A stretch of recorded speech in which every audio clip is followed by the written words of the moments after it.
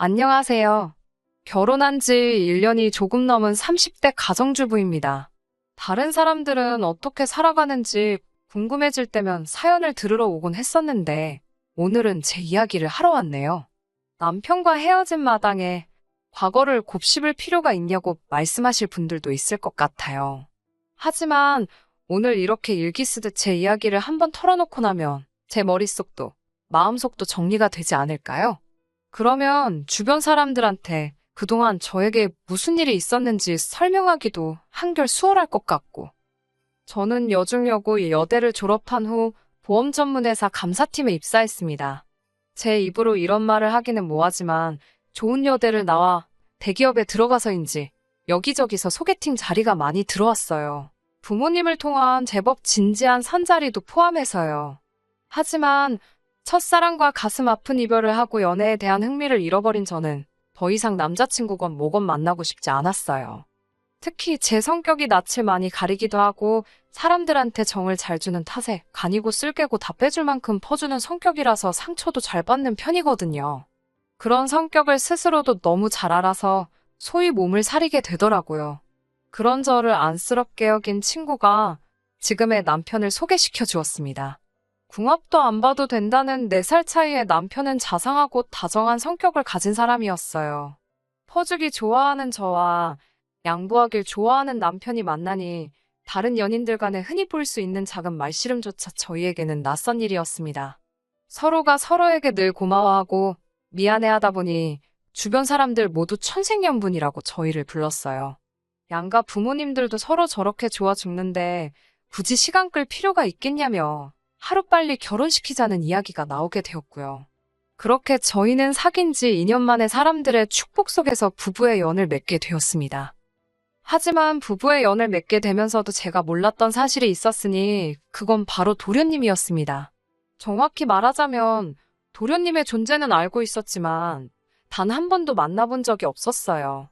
남편과 사귀기 시작한 날부터 결혼식 당일까지도요. 처음 도련님의 존재에 대해서 알게 된 건 남편의 집에 놀러 갔을 때였습니다. 남편이 잠시 자리를 비운 사이 혼자서 방을 둘러보다 남편의 오래된 사진첩을 발견했어요.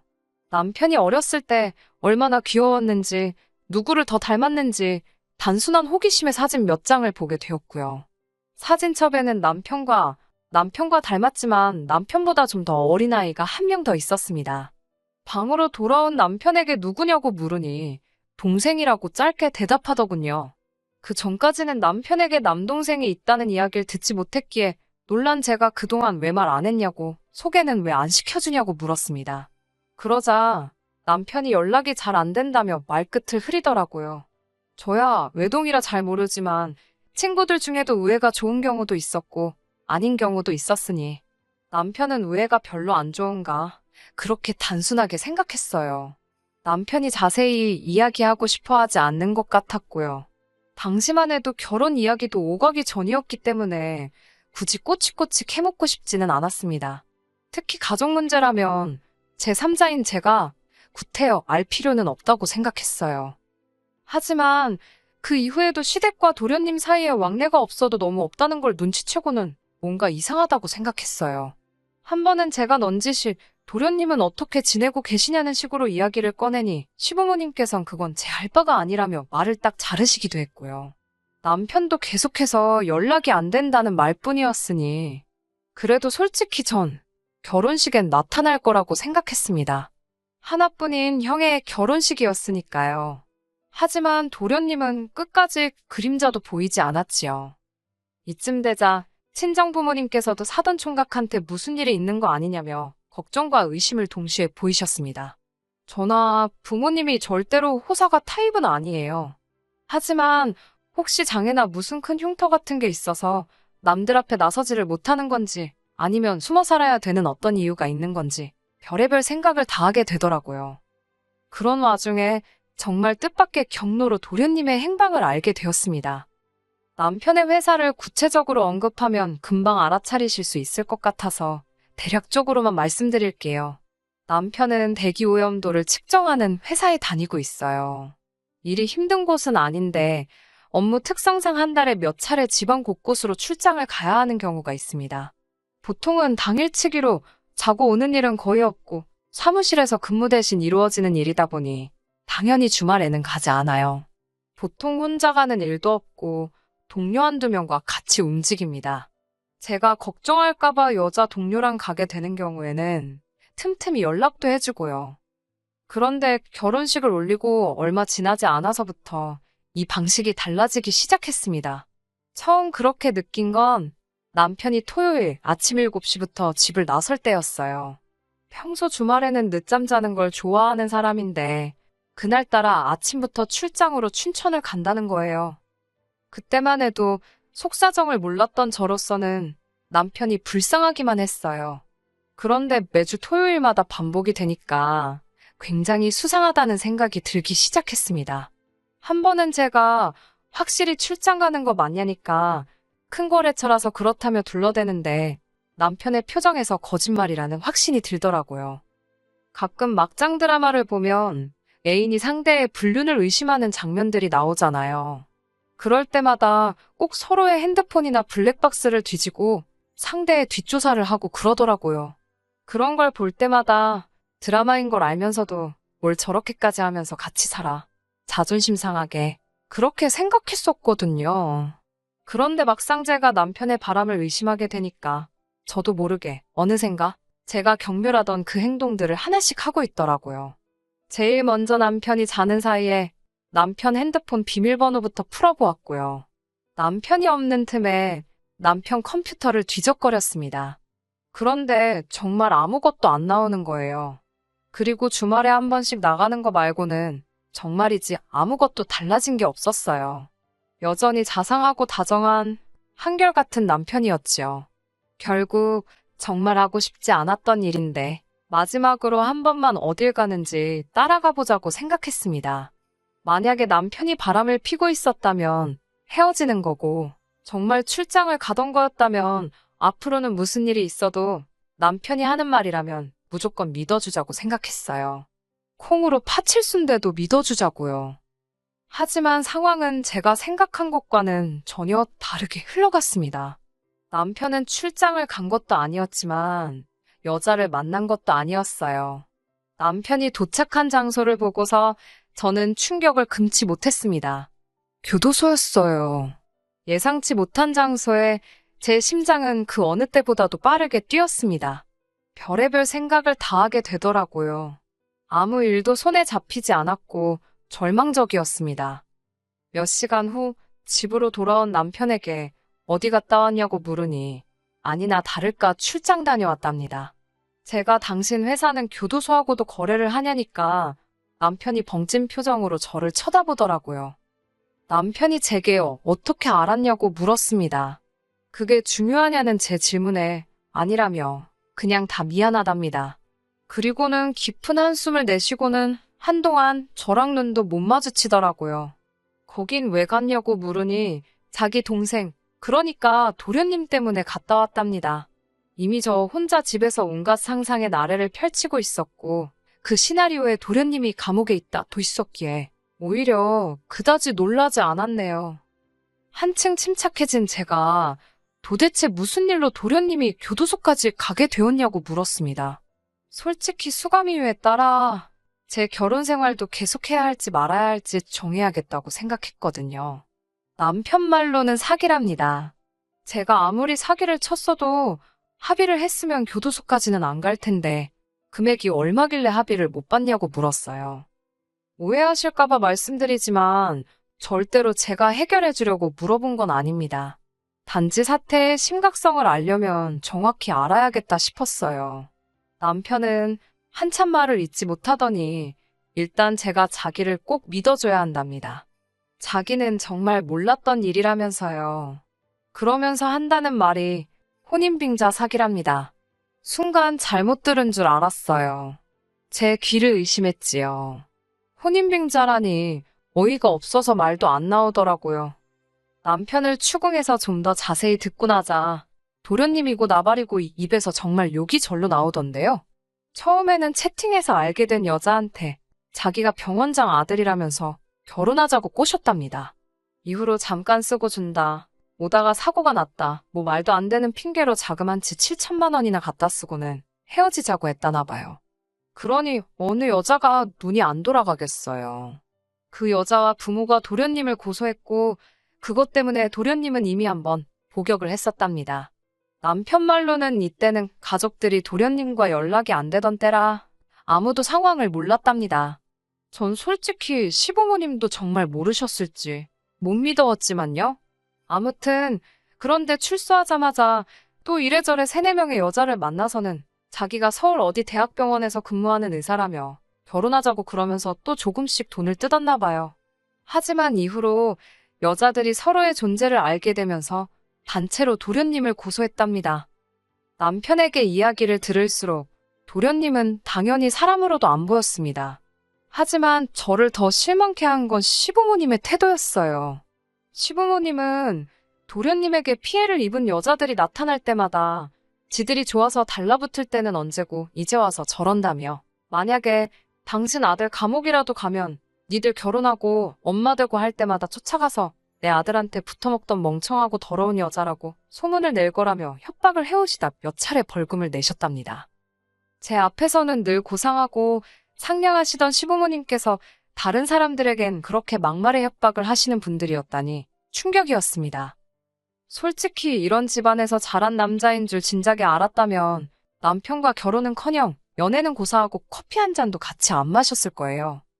남편은 정말 자기 동생이 이렇게까지 쓰레기 같은 인간인 줄은 몰랐다며 제 앞에 무릎을 꿇고는 어린아이처럼 엉엉 울기 시작했어요.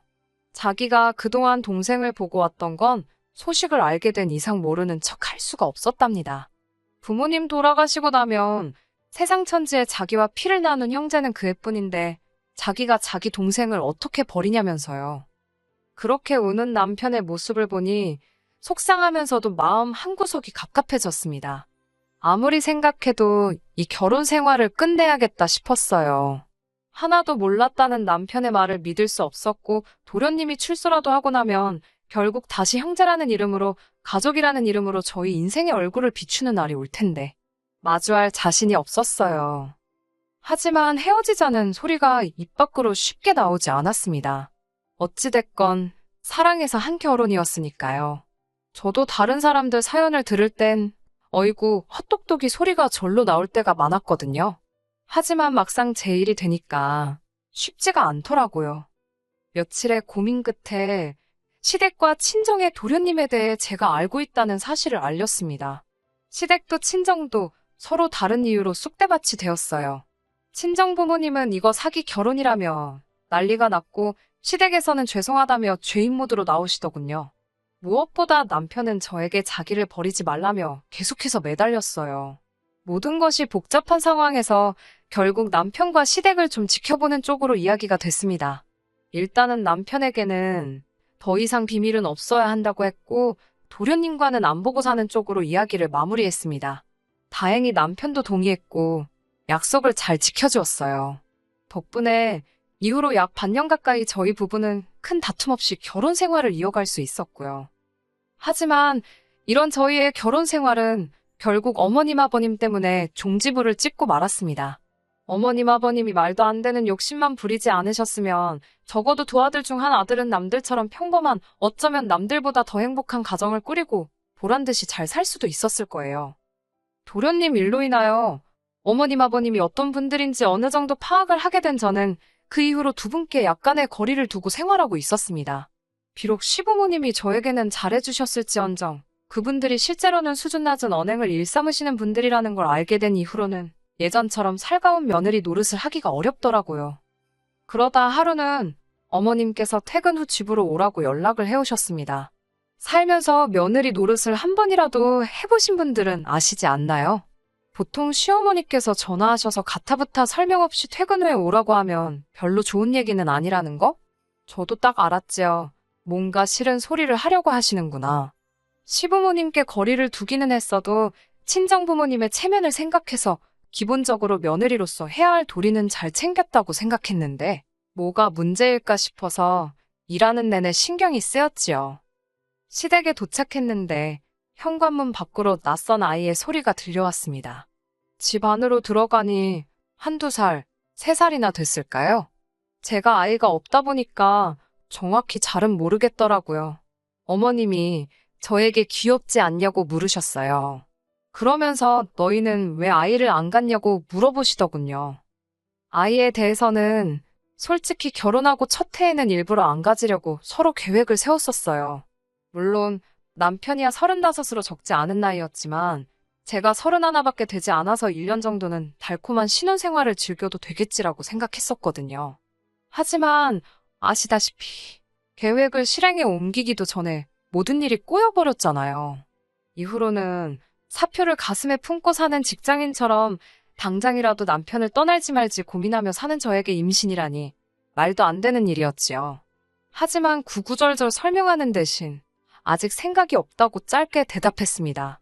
그러자 어머님도 의외로 쿨하게 차라리 잘 됐다 하셨습니다. 그러더니 당신 품에 있던 아이를 자꾸 저더러 안아보라고 하시는 거예요. 제가 누구냐고 재차 물으니 당신 손자랍니다. 그제서야 아이가 낯이 익다는 생각이 들더니 일전에 남편 방에서 봤던 앨범이 떠올랐습니다. 사진 속 도련님의 어린 시절과 정말 똑같이 생겼더라고요. 설마 도련님 아들이냐고 하니까 그렇다 하시면서 애엄마가 결혼한다고 더는 못 키운다고 당신 집에 놓고 갔답니다. 어머님은 저에게 이참에 회사는 때려치우고 집에서 도련님 아이를 키우며 요가를 배워보는 게 어떻겠냐고 하셨습니다. 어차피 언젠가는 저도 아이를 낳을 건데 도움이 되지 않겠냐면서요. 그리고 도련님도 출소했을 때 지영수가 지 아들 키워준 거 보면 정신 차리고 새 사람 되지 않겠냐고요. 저는 어이가 없어서 그러면 어머님이 키우시는 게 더 효과적이지 않겠냐고 물었습니다. 할머니가 손자를 키워주셔야 더 감동적이라서 도련님이 개과천선하지 않겠냐고요. 그리고 제 자식을 키우기 위해서 남의 자식 데려다가 연수까지 할 필요는 없을 것 같다고도 덧붙였습니다. 아무튼 회사를 관둘 생각도 전혀 없고 도련님이 새 사람 되는데 제가 도움이 되고 싶은 생각도 없다고 하자 어머님이 저를 멍하니 쳐다보시더니 저더러 약 먹었냐고 그러십니다. 뭘 잘못 먹었길래 이렇게 주저리 떠들어대냐고요. 시어머니가 하라면 네 하고 하면 되지. 어쩌고 저쩌고 저더러 왜 이렇게 변했냐고 그러셨어요. 제가 맺힌 게 많긴 했던 모양입니다. 저는 이유가 어찌 되었건 간에 도련님 아이는 못 키운다. 말이 나와서 말인데 도련님이 출소 후에도 저희하고 왕래하고 지내는 일은 없었으면 좋겠다고 선을 그었습니다. 그러자 어머님께서는 저더러 네가 뭔데 가족을 갈라놓으려 드냐고 언성을 높이시더군요. 저는 어머님 아버님과 도련님이 왕래하시는 건 당연히 제가 뭐라고 할 수 없지만 저희 남편과는 만나지 않았으면 좋겠다고 했어요. 그러자 형이 아우 챙기고 아우가 형을 챙기는 건 당연한 법인데 어째서 그렇게 냉정하냐입니다. 그러더니 한숨을 내쉬시고는 그럼 당신이 아이를 키울 테니 시아버지를 모시고 가랍니다. 어머님 말씀이 당신이 왜 나이든 남편하고 아들이 사고쳐서 낳은 손자까지 혼자 다 돌봐야 하냐입니다. 자기가 무슨 죄를 지어서 이 고생을 혼자 다 해야 하냐면서요. 자기 아들이 사고쳤지 자기가 친 것도 아닌데 왜 자기가 뒷수습을 해야 하냐면서 당신도 며느리 덕 좀 보잡니다. 저더러 둘 중 한 명을 고르래요. 어머님 남편이고 어머님 아들인데 왜 그 책임을 저한테 떠넘기시냐고 그러니까 이번에는 같은 여자끼리 좀 도와줄 수 있는 거 아니냐고 그러십니다. 어머님의 억지가 황당하다 못해 웃기기까지 하더라고요. 단칼에 싫다고 하니 저더러 진짜 이기적이고 못돼 처먹었답니다. 저는 남편에게 전화를 걸어 퇴근길에 시댁으로 오라고 했어요. 와서 어머님 억지 쓰는 거 구경 좀 하라고요. 한두 시간쯤 기다리니 남편이 왔습니다. 남편이 그간의 이야기를 듣더니 한다는 소리가 애는 어린이집에 보내고 그 사이에 아버지 돌봐드리면 되지 않겠냐입니다. 일은 아르바이트 같은 거 구해도 될 거라면서 저는 뭐래도 잘 알 거랍니다. 그리고 원래 여자가 애를 키워야 되는 거고 남자는 나이 들면 애나 똑같다면서 실실 웃더라고요. 자기도 많이 도와주겠다며 저를 믿는답니다. 자기가 개소리를 하는지 어쩐지도 모르고 떠들어대는 남편을 보는데 그동안 헤어지자고 말 못한 제 자신이 정말 바보멍청이 같더라고요. 저는 남편을 물끄러미 바라보다가 도련님하고는 연 끊고 살기로 한 거는 기억하냐고 물었습니다. 그러자 남편은 안 보고 살 거다. 하지만 도와줄 수는 있는 거 아니냐. 그리고 우연히 마주칠 수도 있는 거고 사람 이름 모르는 거라며 속된 말로 밑밥을 깔더라고요. 저는 세상에서 밑밥 깔고 약속하는 사람이 제일 싫거든요. 남편의 이런 우유부단한 태도에 저는 거의 이성의 끈을 놓칠 뻔했습니다. 하마터면 거실 테이블 중앙에 있던 수석을 집어들어 남편 머리통을 내리칠 뻔했다니까요. 저는 간신히 숨을 고르고는 남편에게 헤어지자고 했습니다. 제 결혼식에 왔었던 사람들이야 당연히 저를 이혼녀라고 여기겠지만 그나마 다행인 건 도련님 사태가 터졌을 때 친정에서 시댁에다 애들 사는 거 3년은 지켜보고 혼인신고 시키시겠다고 하신 상태여서 서류상 어려울 것 없는 이별이었습니다. 결혼하면서 들어간 금전적인 부분 역시 도련님 사태 때 변호사 끼고 일정 부분 정리를 해놓은 상태여서 저에게 불리한 건 하나도 없었어요. 솔직히 시부모님이나 남편이 계산을 좀 할 줄 아는 사람들이었다면 저를 건들면 안 됐습니다. 수치적으로 그쪽의 손실이 훨씬 큰 상황이었거든요. 이렇게 다 적고 나니까 정말 헤어지길 잘했다는 생각이 드네요. 이렇게 개판인 집구석에 무슨 미련이 남아서 그 몇 달 동안 마음고생하며 버틴 건가 싶기도 하고. 그래도 지금이라도 결단을 내렸으니 저 잘한 거겠지요. 남편을 소개해준 친구에게는 이 사정을 이야기하지 않으려고요. 좋은 친구인데 마음고생이 얼마나 심하겠어요. 남편과 헤어지게 된 이후로 어머님 아버님께 몇 번의 회유 전화가 걸려왔었어요. 스트레스를 받아서 말을 막 하셨다며 미안하다고 뭐 몇 억짜리 땅을 제 명의로 해줄 테니 한 번만 다시 생각해보라는 그런 말씀도 하시더라고요. 이상하게 그 말을 들으니까 정이 더 떨어졌어요. 당분간은 사람들의 입방아에 오르내리겠죠? 그렇게 좋아 죽고 못 살더니 왜 헤어졌을까? 자기들끼리 이러쿵저러쿵. 생각만 해도 머리가 아파오네요. 그래도 꿋꿋하게 잘 견뎌내 보겠습니다. 아무래도 제 인생에 연애는 없는가 봐요. 다른 더 좋은 게 있으리라 믿고 즐겁게 살아볼게요. 끝까지 들어주셔서 감사합니다. 오늘의 사연은 여기까지입니다. 구독과 좋아요, 알람 설정 부탁드리고 더 좋은 사연으로 다시 찾아뵙겠습니다. 감사합니다.